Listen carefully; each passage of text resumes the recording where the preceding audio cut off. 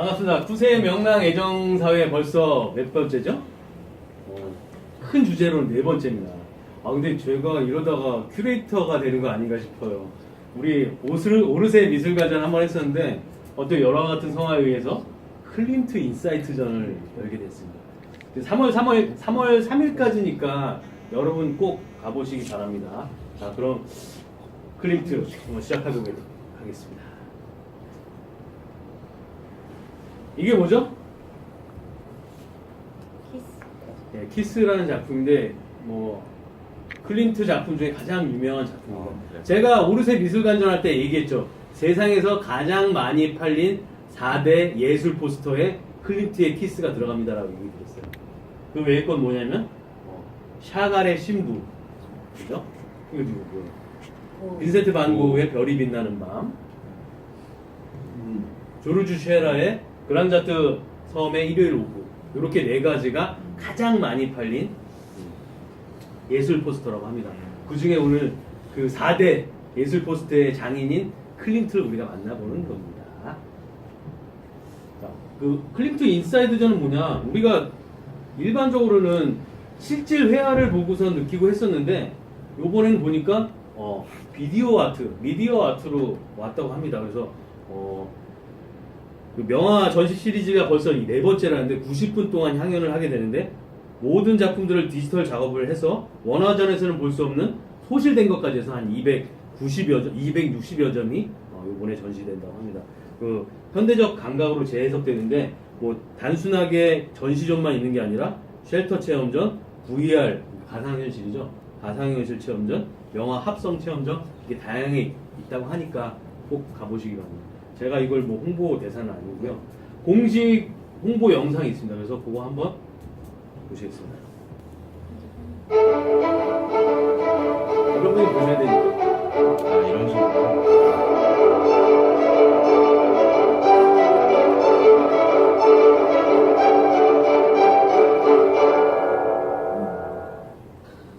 진짜 짧다, 그죠? 우리가 이제 구스타프 클림트를 얘기할 때 황금빛의 화가다 이렇게 얘기를 하는데 마담 도라가 찍은 클림트의 초상화 사진이 있는데 제가 보기엔 가장 잘 나온 사진이에요. 다른 때는 좀 약간 막 오랑우탄 같아, 솔직히 말하면. 막 그런 약간 자유분방한 모습인데 되게 정제되어 있는 멋있는 사진을 올렸고요. 클림트는 1862년 오스트리아 비인에서 금세공사, 아버지가 금세공 작업을 하셨대요. 금세공사의 둘째 아들로 태어났고 이 가난했기 때문에 대학을 못 가고 공예학교 이런 거 다녔답니다. 그래서 뭐 좀 더 공식적인 교육을 받기보다는 처음부터 자유분방한 그런 작업들을 많이 해왔고 그곳에서 이제 벽화랑 장식이랑 아버지가 세공자이다 보니까 어떤 회화보다는 장식적인 거 이런 거에 더 많이 몰두했던 것 같아요. 그래서 그런 거를 중심으로 공동 작업실을 만듭니다. 공동 작업실을 만들어서 친구들과 함께 뭐 박물관, 미술관, 국립극장의 계단이나 천장 혹은 벽 이런 거에 그림을 그리면서 일찌감치 유명해졌어요. 우리가 저번에 오르세 미술관 할 때도 얘기했죠. 작가들 중에 살아생전에 막 인정을 많이 받고 부자 된 사람이 그렇게 많지 않아요. 그 많지 않은 사람 중에 한 명이 구스타프 클림트예요. 지금도 유명하지만 그 당시에도 유명했다. 근데 이 사람이 이제 좀 이따가 뭐 클림트의 연인들이라고 해가지고 제가 얘기 드릴 건데 여자 초상화를 되게 많이 그렸어요. 되게 특이한 형태로 장식적이면서도 매혹적이면서도 어떤 것도 순수하게 그렇게 많이 그렸었는데 여인의 초상들을 특히 많이 그렸다. 그리고 방금 말씀드린 대로 후원을 많이 받아갖고 호화로운 장식과 재료들을 많이 사용할 수 있었다. 솔직히 그림의 금가루 2m, 3m 되는 데다 금가루 뿌리려면 어마어마하게 들어갈 거잖아요. 근데 후원을 많이 받았기 때문에 그런 게 가능했다라는 얘기 드리는 거. 그다음에 시대에 맞는 예술을 하고 자유롭게 예술을 해야 된다고 했기 때문에 그 당시 예술 주름 잡고 있던 빈 예술학파가 있었어요. 그거를 탈퇴해서 빈 분리학파라는 걸 만들게 됩니다. 이따가 좀 더 자세하게 말씀드릴 거고.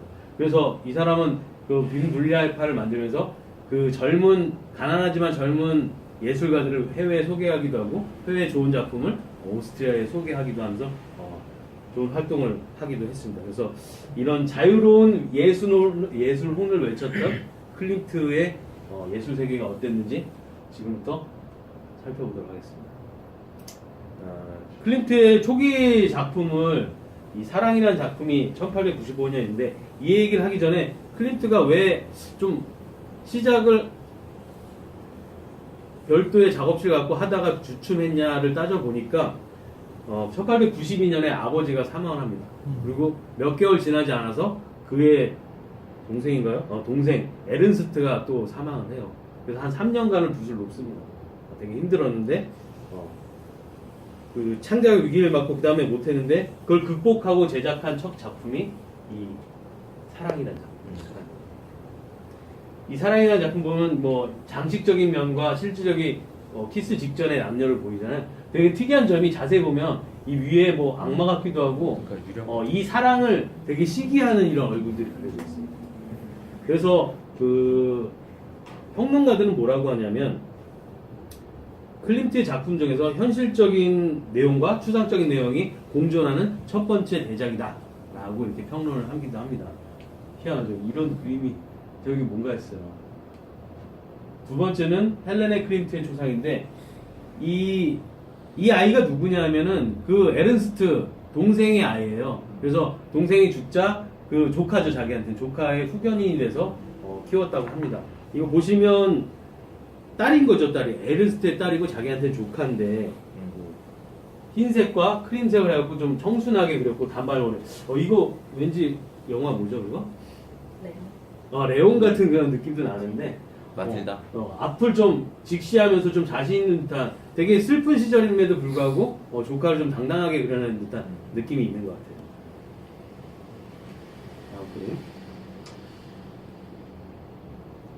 근데 클림트를 논하면 제가 처음에도 얘기했다시피 클림트의 연인들을 다 살펴봐야 돼요. 클림트는 근데 되게 특이한 게 좀 분열적인 그런 사랑을 했어요. 모델들과는 굉장히 정열적으로 육체적인 사랑을 많이 나눴고 또 상류층 여성과는 플라토닉 러브, 정신적인 사랑을 많이 나눴다고. 그 첫 번째 인물이 미치 짐머만이라는 사람인데 이분은 모델이에요, 모델인데 클림트가 이런 사람들을 많이 만났다라는 결정적인 증거가 뭐가 있냐면 사후에 그 뭐라 그러죠? 사후에 유자녀 양육비 청구 소송이 벌어지는데 그게 14건이나 됐대요. 그 중에서 4건은 인용이 돼서 돈을 물어줬다라는 얘기도 있어요. 이 미치 짐머만 같은 경우도 아들을 둘이나 낳아줬어요. 실질적으로. 근데 요 슈베르트라는 이 작품은 뭐냐면 그리스 실업가 니콜라우스 둠바 어렵죠, 이름이. 그 사람의 부탁으로 작성한 건데 그 방이 음악실이었고 클림트가 슈베르트를 되게 좋아했대요. 슈베르트를 되게 좋아해서 이걸 그렸는데 여기에 자세히 보면 이 촛불 앞에 이 여인이 미치 짐머만이에요. 이 당시에 얼마나 짐머만을 사랑했으면 다른 사람은 다 뭉개 그렸는데 엄청 환하게 그렸잖아요. 이 그림 약간 르누아르풍의 그런 느낌도 있지 않아요? 역시 1899년 그 19세기 그 시절의 그림이기 때문에 그런데 아쉬운 거는 나치가 퇴각할 때 인멘도르프 성에다 불을 질러갖고 이 작품 지금 현존하진 않습니다. 두 번째 여인이 에밀리 플렉인데 에밀리 플렉가 누군지 아시겠죠? 사돈처녀죠. 아까 그 에른스트랑 결혼한 사람의 여동생이에요. 사돈처녀죠, 사실은. 근데 그 이후로 굉장히 그 조카만 남으면서 양육을 하게 되면서 되게 가까워진 사이인데 이 이후로도 거의 정신적으로 서로 의존하면서 쭉 연인 관계를 이어갔다고 해요. 실제로 뭐 조사나 주위 사람 보면 육체적인 관계는 없었다고 추정을 하고 있습니다. 근데 되게 웃긴 거는 연애 편지가 400통 이상이 발견됐고 결정적으로는 죽을 때 클림트가 죽을 때 인종을 유일하게 지킨 사람이에요. 클림트가 원해서. 그리고 더 웃긴 거는 유산의 절반을 에밀리에게 남기고 나머지 가족한테 남겼다. 그러니까 얼마나 소중하게 생각했다라는 건지 느낌이 오시죠, 그죠? 여기서 보면은 특히 이제 에밀리 플레게는 언니 플레게랑 같이 그 살롱을 열었는데 패션 매장을 열고 했는데 되게 잘 됐다고요. 끝까지. 지금 이 100년이 넘은 사진인데도 굉장히 세련돼 보이고 이런 보라색 옷이 잘 어울리기가 모델 아니고 쉽지 않잖아요. 그래서 지금도 보면은 되게 세련되고 지적이고 그렇게 보인다라고 느껴지시죠. 되게 존경했다고 합니다. 요거는 이제 조금 더 다른 얘기인데 유디트라고 있습니다. 유디트 성경에도 나오지 않습니까? 유디트가 뭐예요? 그 예수 탄생 2세기 전에 아시리아의 느부갓네살이라는 왕이 있었어요. 눈에 가시었는데 이스라엘을 치기 위해서 홀로페르네소스라는 그런 명장을 파견을 합니다. 저기 쳐라. 그래서 왔는데 오히려 이 나라 국민들은 이거 좀 넘기고 우리 목숨을 부지해야겠다라고 해서 내각들이 이렇게 모의를 하고 있었는데 절대 안 된다고 외치고 유디트라는 여성이 홀로 적진에 파견이 돼서 이렇게 얘기를 하죠. 자, 이스라엘을 한 방에 무너뜨릴 개체가 있으니 나에게 시간을 달라. 홀로페르네스 얼마나 좋겠어요. 그래갖고 연애를 열고 실컷 놉니다. 근데 되게 웃긴 게 유디트도 돌싱이었어요. 그 당시. 홀로페르네소스? 이름도 홀로잖아. 홀로 살아왔어. 돌싱 둘이 만나면 얼마나 뜨거운 밤을 막 부어라 마셔라 했겠습니까? 그 이후에 잠들었을 때 결국은 목을 치고 나라를 구했다는 거예요. 그 유디트를 많은 화가들이 그렸어요. 그 가장 유명한 세 장을 제가 뽑아서 비교를 해드릴게요. 첫 번째는 젠텔레스키의 홀로페르네스의 목을 베는 유디트. 장난 아니게 봅니다. 그죠? 근데 요 그림은 중요한 게 뭐냐면 젠텔레스키라는 사람이 여성화가예요. 17세기지만 여성화가인데 19세 때 자기의 스승한테 성폭행을 당합니다. 근데도 불구하고 법정에서 단순 폭행으로 처리되었고 마음이 크게 상합니다. 그래서 평생 남자를 저주하며 살았다고 하는데 이 그림에서도 보면은 얼굴 보세요. 아주 그냥 뭐 써는데 그냥 두부 써듯이 그냥 썰고 있어요. 그런 담당한 표정이라는 거예요. 그런 자기 어떤 모욕감과 그 상처를 여기다 담아냈다고 저는 그냥 생각하고 있어요. 이런 젠텔레스키의 이 유디트 작품이 있었고 두 번째로는 카라바조 19세기에서 유명한데 카라바조의 홀로페르네스의 목을 치는 유디트라는 얘기고 이거는 굉장히 사실주의에 입각해서 보세요. 눈 쳐다보는 거 보세요. 이거 조금만 실패하면 얘가 다시 일어나서 칠 것 같아. 근육의 이 긴장감, 그죠? 와 팔뚝 봐 이거. 이 카라바조는 사실주의에 입각해서 이렇게 쳤는데 이게 웃긴 게 이 표정이 오히려 이 한여랑 바뀌어야 되지 않을까 이런 생각이 들어요. 그래서 어떤 평론가는 생선 처음 다듬는 신부의 얼굴 아니냐 이렇게 평가하는 사람도 있는데 더 웃긴 건 뭐냐면 카라바조가 자주 가던 그 창녀의 얼굴로 모델을 삼았다라는 얘기가 있어갖고 욕을 되게 많이 먹었대요. 이렇게 성년대 우리로 보면 논개 같은 사람이고 뭐 잔다르카 같은 사람이잖아. 근데 창녀의 얼굴을 넣었다 그래서 욕을 먹는다. 이에 반해서 클림트의 유디트는 굉장히 독특합니다. 이거 그림 많이 보셨죠? 무슨 이게 유디트라는 걸 뭘로 알 수가 있어요? 위에 써있잖아. 유디트를 안 써있으면 몰라요. 지금까지는 어떤 그런 극적인 나라를 구한 성녀의 그런 극적인 장면을 모자랐다고 하면 이거는 단순히 이 개슴츠레기 뜬 눈과 밑을 깔아보는 그런 관능적인 미에 치명적인 매혹 이런 것도 했다는 거고. 근데 자세히 보면 살짝 보면 요게 얼굴이에요. 홀로페르네스의 얼굴이에요. 그 지금도 이 실루엣이 비치는 옷은 되게 야하다고 평가하잖아. 근데 한쪽은 아예 드러냈어. 동원 입주면 안 되지. 가죽 같이 봐야 되는데, 그죠? 이게 유디트 2도 있어요. 근데 유디트 2는 거기 가서 관상하시고 제가 너무 다 보여주면 재미없으니까, 그죠? 제가 홍보대사는 아닙니다. 아 재밌다. 유디트. 그래서 카라바조나 젠탈레스키랑은 이렇게 틀린 그림을 그렸다. 그래서 그 해석의 차이가 이렇게 나는데 이 중요한 거는 이 얼굴이 누구냐에 되게 말이 많았어요. 되게 많았는데 실질적으로는 그 평론가들이 아델레로 판명이 된다라고 하는 게 나중에 이 목에 차고 있는 사진이 발견됐어요. 그래서 그분을 사실 그 다음 뒷장이 나오는데 얼굴도 비슷하게 생겼어요. 그만큼 클림프가 굉장히 치명적 매혹을 그 아델레의 모습에서 발견하지 않았나 이런 생각이 듭니다. 한번 볼까요? 이게 아델레 블로바워 1이라는 작품이고요. 쿨한 작품이에요. 전부터 보면 아델레바우어는 아까 얘기했죠. 모델하고는 육체적인 관계에 집중했고 상류 여인하고는 플라토닉 사랑에 집중했는데 이분은 경계선상에 둘 다 집중한 것 같아요. 그 매력이 있다고 판단했는지 모르겠는데 이분을 좀 자세히 좀 설명을 하면 부유한 유택의 금융업자의 딸로 태어났다고 합니다.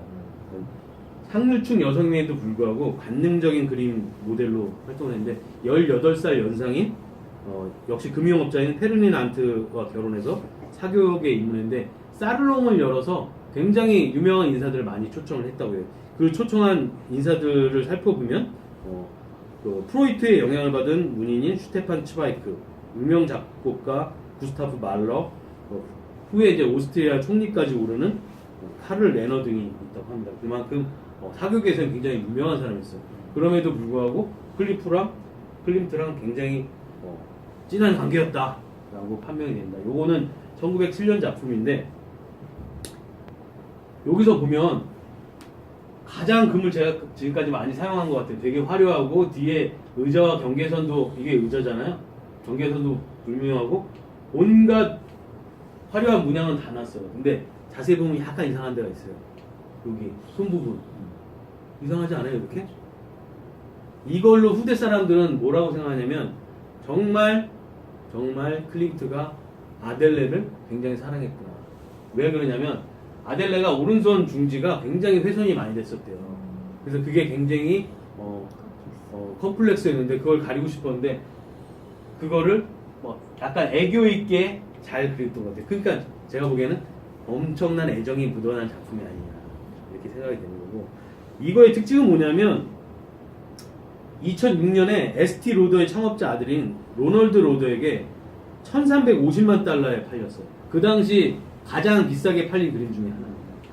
그래서 클림트 작품 중에 가장 비싸게 팔린 작품 중에 하나다. 이렇게 얘기하는 거고 1912년에 만든 아델레 블로바우어 2라는 작품은 그림 화핑이 좀 바뀌었죠. 좀 바뀌었는데 후기로 2010년 넘어가면서 좀 후기로 넘어가면서 약간 표현주의에 더 가깝게 된 거예요. 그 전에 상징주의였다가 표현주의 바뀌면서 강렬한 보색 대비, 그죠? 이 녹색과 빨간색, 보색대로 바뀌었는데 장식성은 예전에 그 화려함보다는 좀 못하지만 어떤 사람의 표정이나 이런 것들은 또 다른 면이 있었고 이 얼굴 보면은 아까 UDT랑 또 비슷해요.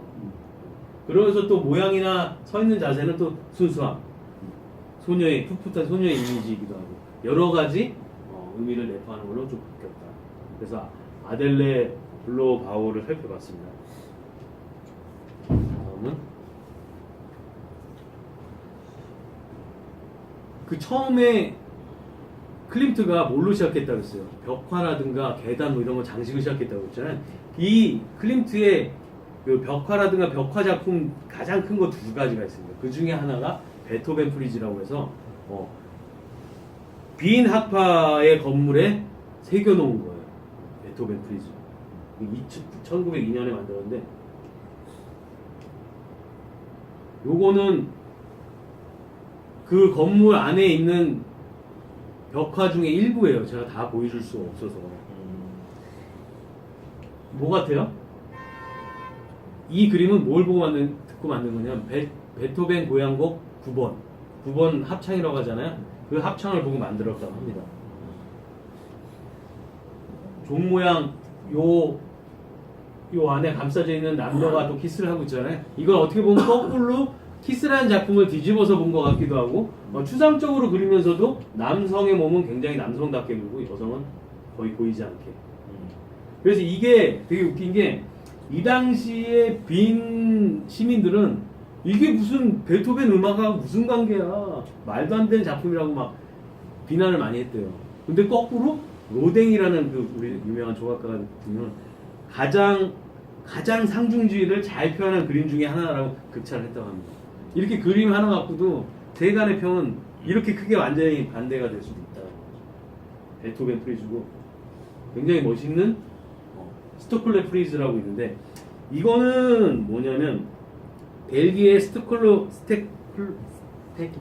스토클레 부부가 있었습니다. 그 부부가 조제프 호프만이라는 건축가에게 저택을 만들어 나가려고 했어요. 근데 이 사람이 가장 심혈을 부여했던 게 식당을 정말 멋있게 꾸미고 싶었어요. 그래서 그 벽화랑 이런 거를 클림트에게 또 의뢰를 합니다. 그래서 클림트가 4년에 걸쳐서 만든 작품입니다. 와, 이게 실제 화려하다. 엄청 화려하죠.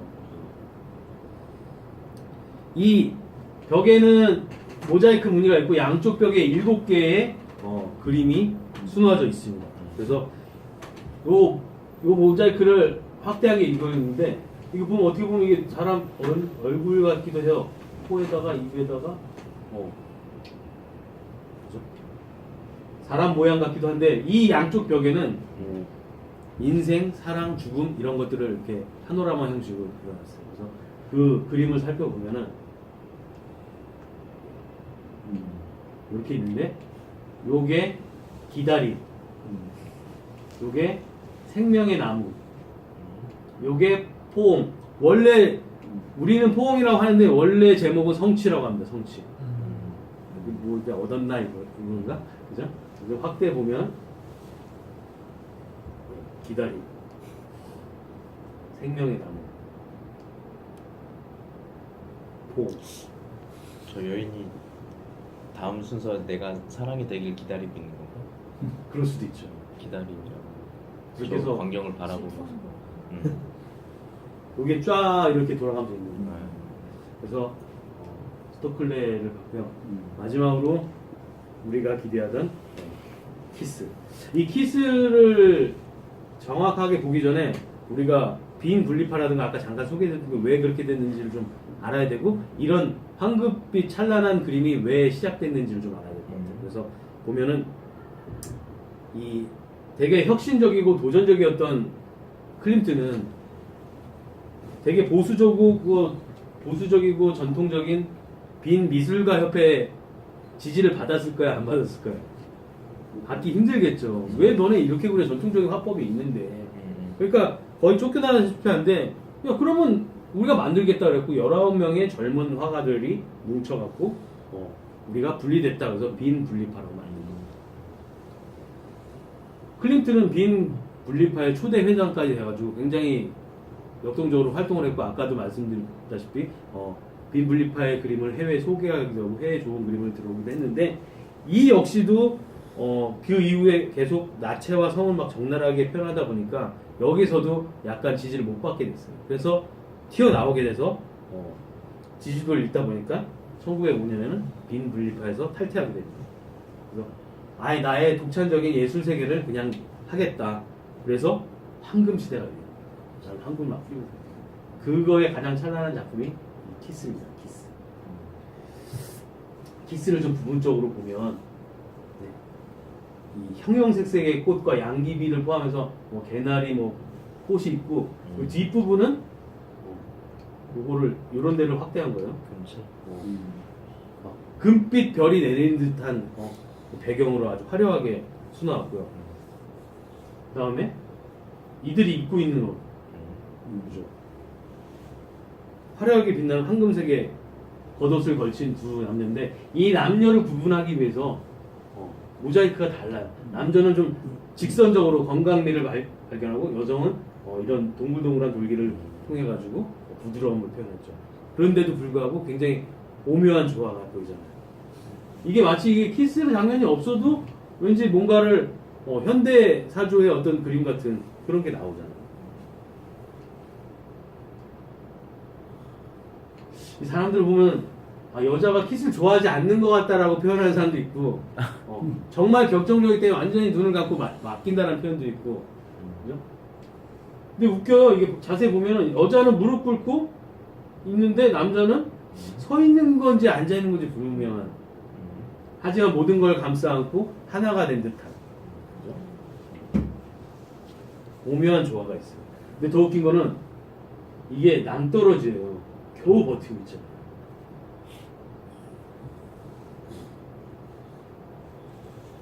어떻게 보면 황홀경에 가려진 사랑의 위험성을 표현한 게 아닐까 이런 생각도 하는데 어떤 그 정확하게 누군지 모르겠는데 어떤 평론가가 쓴 걸 제가 잠깐 읽어볼게요. 사랑이 상처를 주거나 위험을 초래하게 할 수도 있지만 사랑을 할 때만큼은 그림 속 연인처럼 황금빛 세상에 있는 듯 할 거다. 그것이 바로 매혹적이고도 치명적인 사랑의 이중적인 모습에도 불구하고 이 에로틱한 금빛 아우라의 신비로움에 빠져들게 하는 이유가 이유일지 모른다. 무슨 말인지 모르겠는데 하여튼 대단한 그림이다. 그래서 오늘 이 그림을 마지막으로 클리트의 세계를 봤고요. 근데 뭐 금방 말씀하신 것처럼 여자가 거부하는 것 같지는 않네. 또 이렇게 잡고 있네요. 이 손가락 모양을 봤을 때 뭔가 황홀경이긴 하는 것 같습니다. 자세한 건 어린이 시청자들 위해서 우리끼리 마음속에 접어두고요. 전체 관람가. 알겠습니다. 잘 다녀오시기 바라고 좋은 작품 감상하기 바랍니다. 다음 시간에 또 뵙겠습니다. 뿌잉뿌잉.